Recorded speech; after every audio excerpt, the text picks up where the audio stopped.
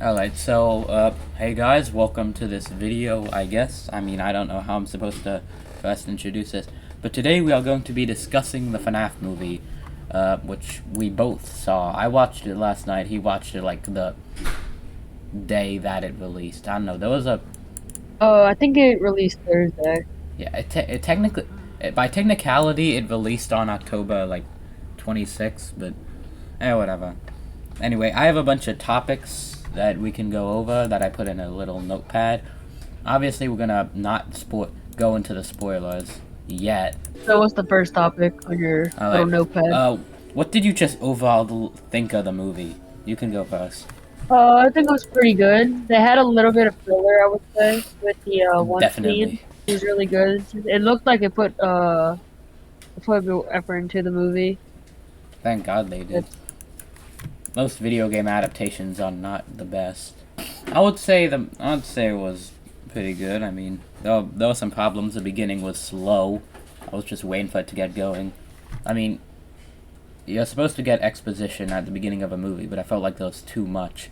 Honestly, the movie didn't really feel like a horror movie. Was that just... Yeah, I think it had like one or two like horror elements, and it was like just two scenes that really stood out as horror elements. But other by that. I did. Personally, the theater I was in, there were so many kids I couldn't even like fully pay attention to the movie.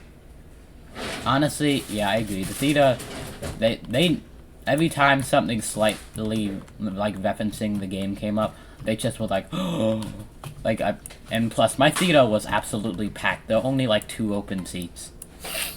Same here. It's good that I got excited because like that we've been waiting for the movie, but Yeah. we Anyway, gotta like respect other people for the movie, yeah, the if theater. yeah, if you don't know anything about FNAF at all, you're likely not really gonna like the movie. But I think that's about it for the spoilers for now. Now we can start actually getting into the stuff. So I do say that one scene at the end when Vanessa said that she was William Afton's daughter did kind of mess up the lore since the one daughter that William Afton actually got killed. We still Does don't know you if know? Vanessa actually survived because I mean at the end of the movie she's just in the hospital. We don't she's likely alive, but and also the fact that they just named her Vanessa name makes it kind of weird because I mean security No, breach. because in one of the games you get a scene where William Afton's daughter dies of circus baby. Maybe And, William Afton has 2 daughters in the universe. I don't know if they're gonna go into security breach with the movie, and if they do, it's likely gonna be a while. But we'll figure that out. So the next thing is just I feel like there was too many references, like reference overload. That's what I put down. While I like there being references, sometimes it just feels like I don't know. I just felt like there was too many references. It kind of made me a little. I don't know. yeah, Bro, at the beginning of the movie, every single time an animatronic appeared, there was just a kid in the front of the theater saying, Foxy! Or something like that. Even when Foxy yeah, straight up killed exactly. a man in the beginning. That was... Yeah. What was your favorite scene?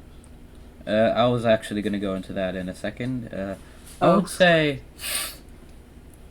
I would say the movie got better as it... Like, the more the movie went on, the better it got.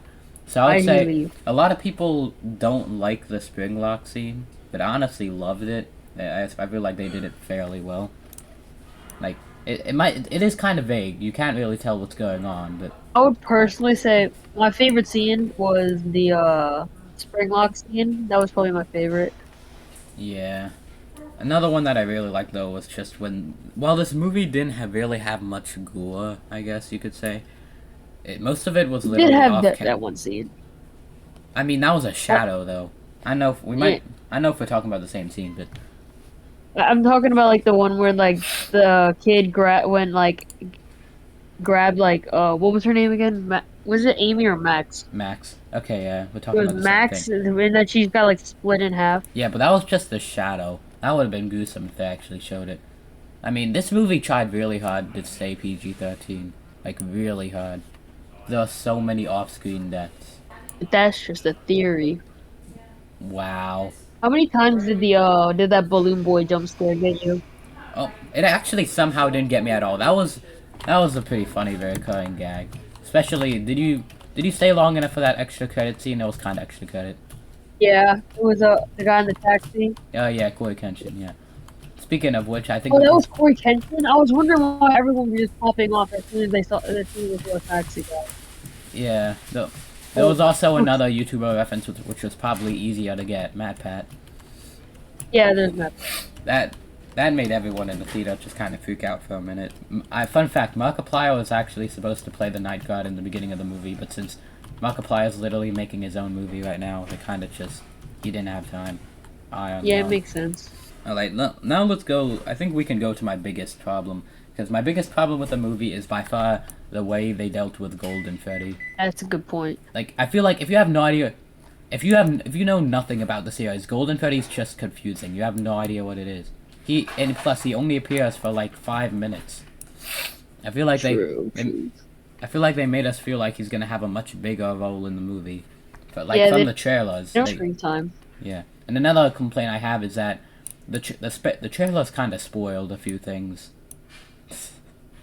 I mean, like that's just plain old movies nowadays. They literally put everything in the trailer, so you Yeah, don't really, yeah, you can't really give that to them. You can't like say like, oh, it's their fault for that. Like, I do like Golden Freddy's design though. It looked pretty cool.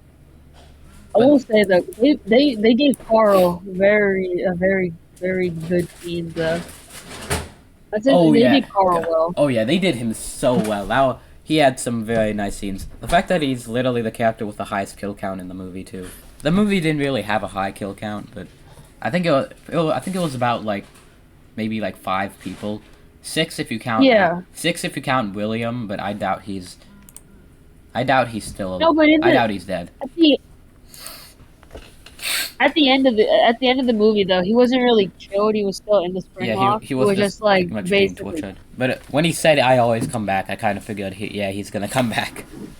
yeah. So I was smiling for most of the movie though. The movie made me pretty happy. All right, next up, the beginning was by far the worst part of the movie for me. Like overall, I would say the first like 10-20 minutes, it was just kind of slow. I feel like I will say this: didn't need all that exposition. the only problem I had with the cast is the daughter or the sister. Sorry, maybe. Really? Mike. Yeah, honestly, I understand like he's a little kid, but like you would think she would at least like eat. And oh wait, I forgot about one kill. The ant's death.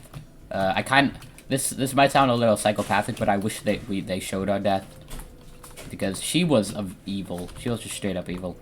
Oh yeah, the end credits music. That caught me out. That's the thing that somehow caught me the most off guard in the movie. I don't know if you remember. Yeah, I know what you're talking about. Yeah, I don't know why that caught you off guard. What do you mean? How would they? It's the living tombstone. What are you supposed to like? The fact I that don't know. they used an actual fan made song with no remix or anything, that made me straight up just laugh.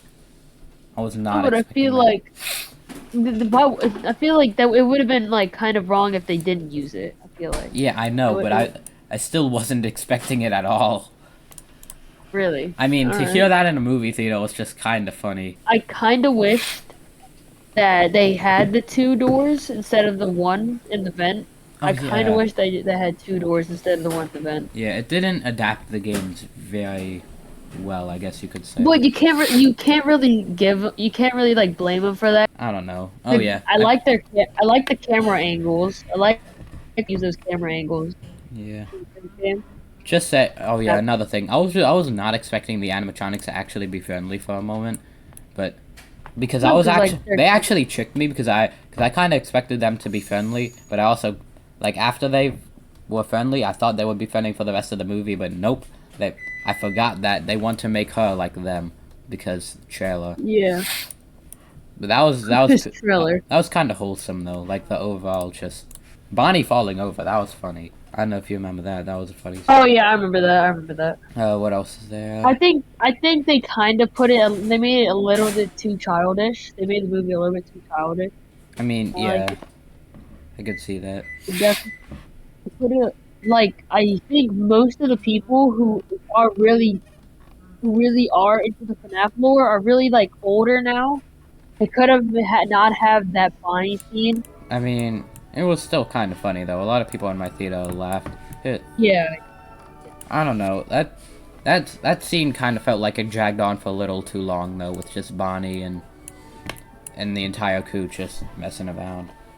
I don't know, but I feel like I think I have like one. I have one topic left, which is the way they dealt with William Afton. I feel like they brought him in way too late. And also, if Yeah. even as someone who kind of figured that Steve, quotation marks, was gonna be William, I feel like it was obvious even to people who didn't even know anything about the lore. Because who else is it gonna be? I think like they should have brought him in like on the fourth night, but like not as like major. They should have put like they should have like on the third and fourth night. They should have like put him like looking outside, like looking inside like the building or like Yeah, walking around the building. I feel like just giving us the information that he knows what he's doing, and that he knows what Michael is trying to do is just good enough. But in night 5, he just appears for like a very short amount of time.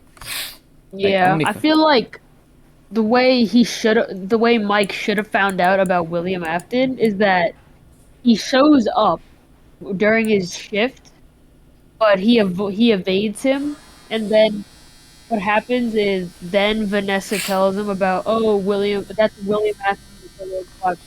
Like that. I don't know, but Like I wanted him to like see William before he actually knew it was William. I wanted to see him in the yellow Bonnie costume before he knew it was William. And then he yeah, goes to tell Vanessa about it later, and then she gives him the entire dialogue again. yeah, I feel like that would probably be way better.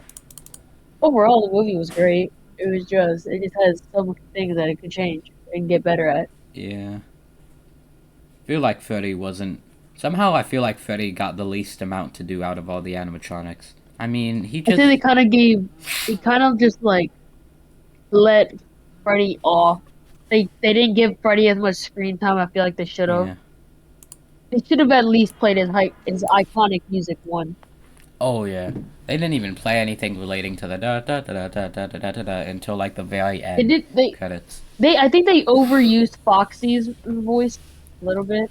I cannot tell you how excited I felt when I heard da da dum dum dum dee dum dum dum. I was happy with that. That was like okay. Like the first couple of times, I was like, "Ooh, this is about to go down." And then like after they used it for like the fifth time, I was like, "Okay." They didn't use him singing again, but I feel like Foxy definitely should have shared some other screen time with the other animatronics. Like Bonnie Yeah, I basically feel like they overused Foxy, yeah. even though he definitely is a scary for the original Yeah. four. I feel like Bonnie But didn't really do much either. Like Chica, I mean she had Carl and she was the one who guided Abby to the stuffing into the animatronic suit. And then Freddy was just yeah, kind of there. I mean, yeah, Freddy's I kind of existed. yeah, I still think No, it's actually, funny though. The kid that possessed Freddy had more screen time than Freddy himself. I feel like. Yeah, probably. I still think it's pretty funny how Carl had the most screen time though, out of all the animatronics. I feel like he did. I feel like the best part of the movie for Bonnie was just that one camera angle that they showed That with does not him give me staring at enough the camera information. with on like the stage on the show stage. Oh yeah, that one. Yeah. But I think that's about it for now. That was just a quick little rambling, not scripted. It was probably obvious that it was not scripted, but anyway, Yeah. yeah. Hope y'all enjoyed this little just chat. I guess you could say. Goodbye. All right, bye guys.